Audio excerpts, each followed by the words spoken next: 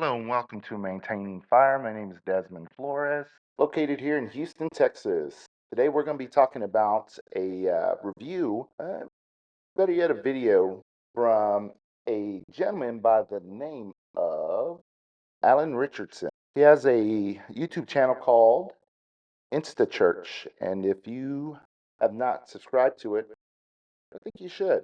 And so he's looking to connect with the community. So go check him out. So we're going to go over a video today. It's going to be about us and the New Jerusalem. Let's check it out. Working with a psychiatrist, and there's one theme that has emerged as one of the most important things that I can do for myself to find a more fulfilling life, and that is to plug into community more, which is very hard for me because I'm always on the road. Very difficult to have friends or community when you're traveling so much, and so this has become a theme in my life that I hear over and over again: to find ways to connect with other people. There's an article in the Okay, so right off the bat, man, I really appreciate that he's being somewhat vulnerable and in asking to connect, pretty much. And this is kind of his way of doing it, being that he works as an actor. He's pretty much gone, and my heart feels for him because for me, I may leave a day at a time to go to work. I'll be gone for 24 hours, and I'll come back, and a lot of times I'm missing my family. So I can only imagine for him, he's probably gone for weeks at a time. Who knows how long? And I'm sure that could be difficult, especially as he's following Christ. But the particular thing that I like about his opening segment here is that he's reaching out, right? And it reminds me of Romans 14:19. It pretty much says that, therefore, let us pursue the things which make for us peace and the things by which one may edify another. He's looking for connection, and with this comes edification. So this is probably the main reason why I'm making this video. I may never meet the guy, but I hope that this may build him up and edify him as well, to help him feel like he's reaching out and communicating with somebody besides the people who may be around him, who may be worldly. Let's move on. Atlantic that echoes this sentiment. The article is called Why Americans Suddenly Stopped Hanging Out. From 2003 to 2022, American men reduced their average hours of face to face socializing by about 30%. For unmarried Americans, the decline was even bigger, more than 35%. For teenagers, it was more than 45%. Boys and girls ages 15 to 19 reduced their weekly social hangouts by more than 3 hours a week. In short, there's no statistical record of any other period in US history when people have spent more time on their own. So let's pause there. Okay, we have a problem with connecting with others, with being in community, and the statistics don't lie. So let's go back to the very beginning. Okay, I'm going to stop there as well. I'm going to pause because I know he's fixing to go into some biblical references, inferences, and archetypes, what he's calling it. Statistics are they do show it, and if you're unconvinced by them, all you have to do is go look outside. And next time you go out to eat, look around you and see what everybody else is doing. 9 times out of 10, they're probably doing this. See if I can do that. Whatever. They're on their phones, and they're surfing the web. They're surfing social media. This is an issue. It is a artificial way for us to connect. Even this right here, we're artificially connecting here, and what we're missing out is that human aspect where we can shake each other's hands, where we can embrace one another. It makes it very difficult for us to really express our true feelings through a screen. Even him as an actor, he specializes in sharing feelings through a screen. There's probably difficulties even for him, which is why he's making the video. Married couples, that's a difficult thing. I can understand his point of view and where he's coming from, because of his job and what he does, and I can share some sentiments with that, with what I do.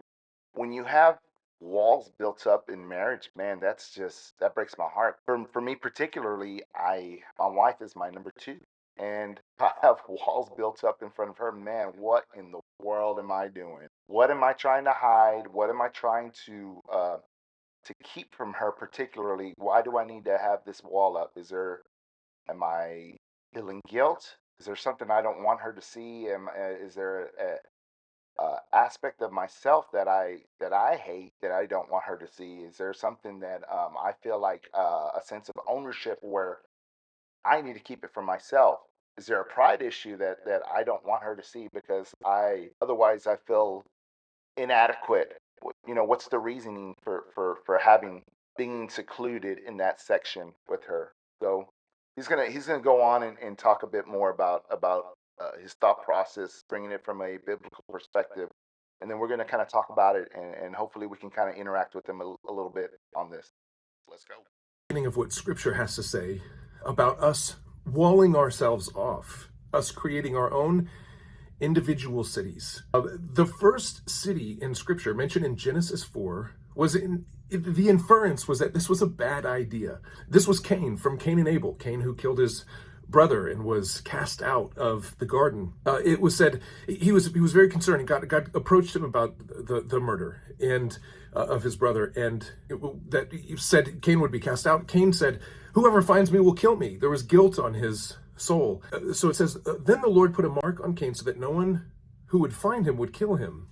So one thing I wanted to point out here was he made reference particularly on why Cain built this wall, or why he's going to, and it's because of guilt. And I wonder, is that something that you're doing particularly in your life while you're building up a wall with your kids, with your friends, with your family? Maybe it's your parents, or maybe it's your spouse, or maybe it's even God. Is it guilt for sins that you've committed, things that you've done, but you regret, but you haven't really turned away from it. You haven't repented from it. This is a beautiful thing about God. This is why He's so patient and He's long suffering, because He's waiting for you to turn from your sin, to trust in Him, bring it to Him, give it to Him, and to understand that He loves you and He's going to forgive you. But you got to walk that walk. Let's go. So God left him some form of blessing, some protection. But the very first thing that Cain does is run and settle and build walls. He built the first city. So the inference is that this was a place where he did not trust God to protect him and felt like he needed to protect himself. And out of that city grew this mythologically large human example of human brokenness, into the city of Babylon as the archetype of the height of human evil. So anytime Babylon is mentioned in the Bible, what we're really talking about is this archetype for human evil, where a mistrust of God, where hedonism, where murder, tribalism, anybody who's different is at risk of death or mayhem.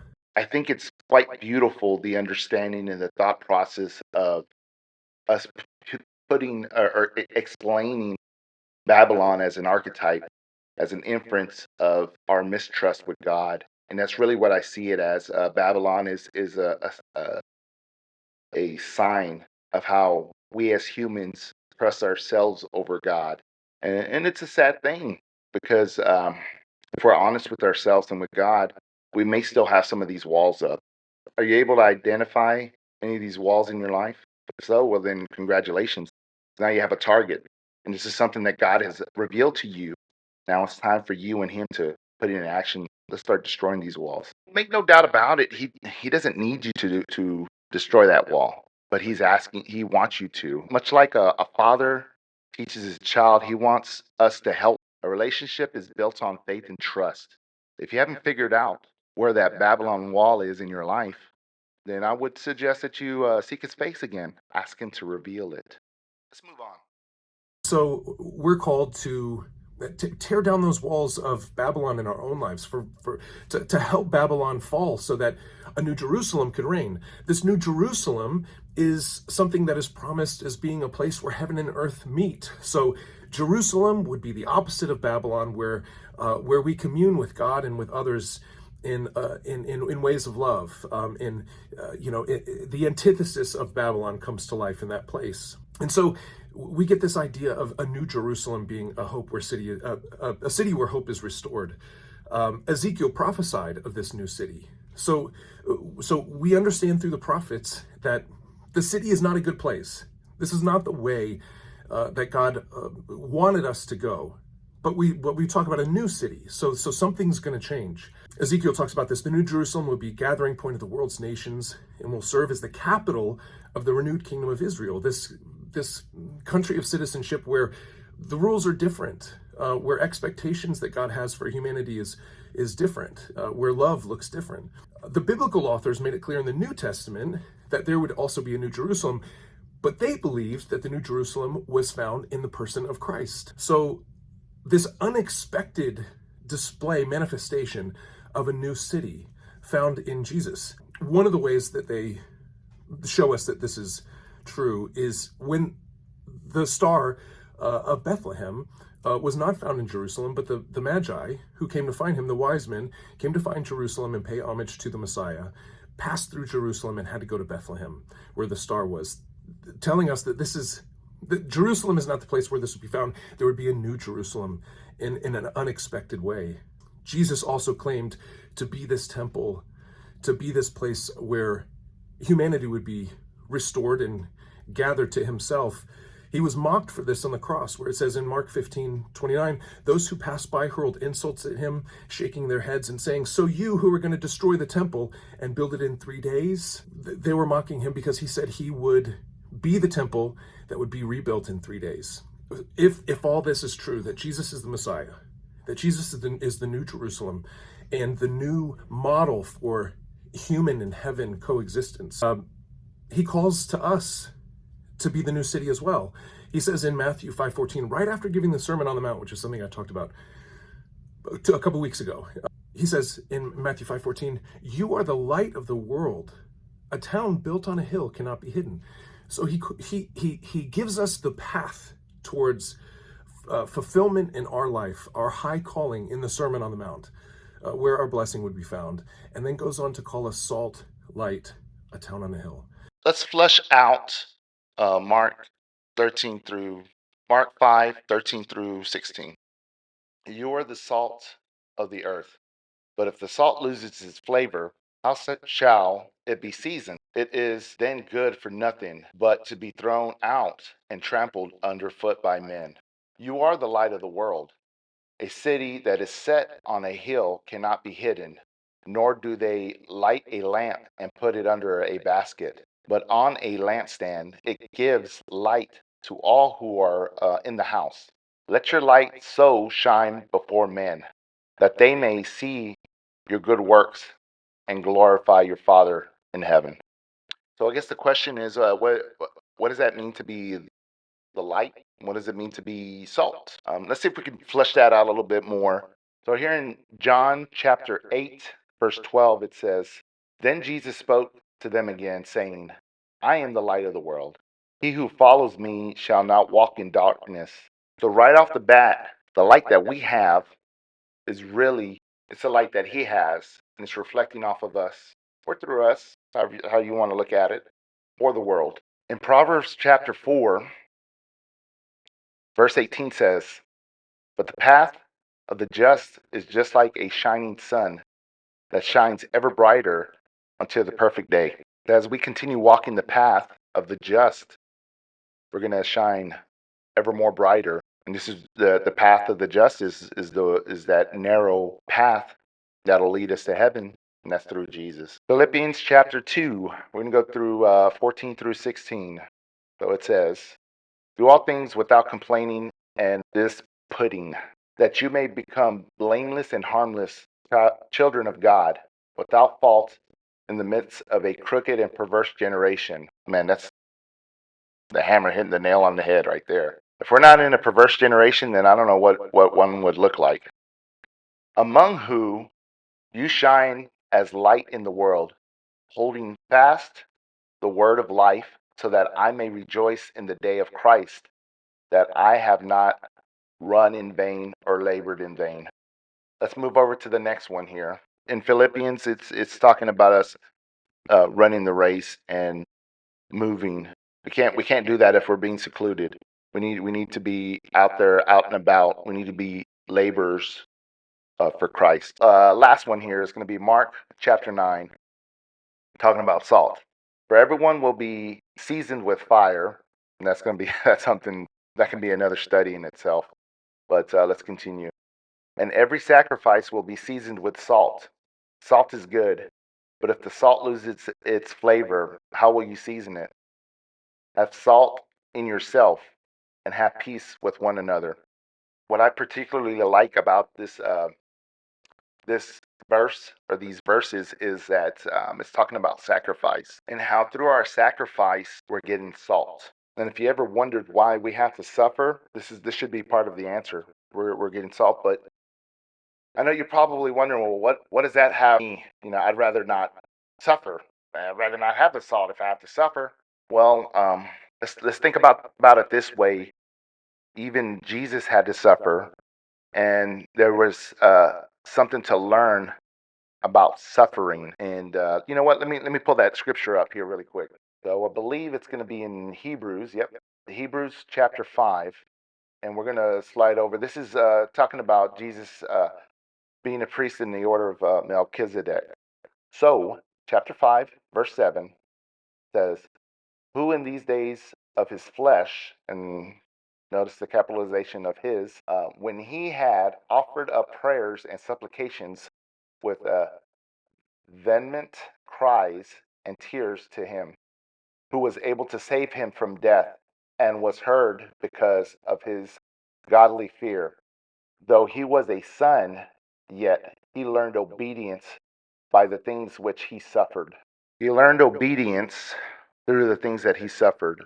And sometimes we suffer because of the things that we do ourselves. But then during those times we're pretty much we're reaping what we sowed. But then there's times where we're suffering and we're suffering for Christ. And this is a teachable moment for us as it was for Christ because we're learning obedience. And in addition to that, we're receiving salt. So we're being more Christ-like. Let's see if let's let Alan finish up here. We are the city of God. And so that brings us back to this article in the Atlantic where we no longer hang out with each other. We're no longer a light in people's life, and we have to call into question if our way is better than the way that Christ called us to. We have to consider if Christ is the Messiah and a place where heaven and earth meet, where we fit into that equation, and what that means for us in other people's lives as the new city of God.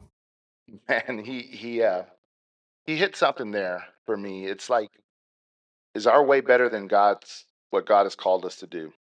Man, that's a lack of trust there. That's putting up a wall. And in reality, we're showing that, hey, God, we don't really trust you as much as we trust ourselves, and we think our way is better. And this goes back to, well, are you building Babylon or are you building Jerusalem? Which one are you building? What are we doing? Are you being that light in the world? You being that salt used for seasoning? Or do you lack any seasoning left and should be thrown on the floor to be trampled on by men? Brother Allen, I thank you for this, and I hope that this reaches you, and I hope this edifies you and encourages you to continue doing what you're doing. And for those of you who are here, I thank you for sticking with me this long. I ask that the Lord bless you and keep you. See you next time.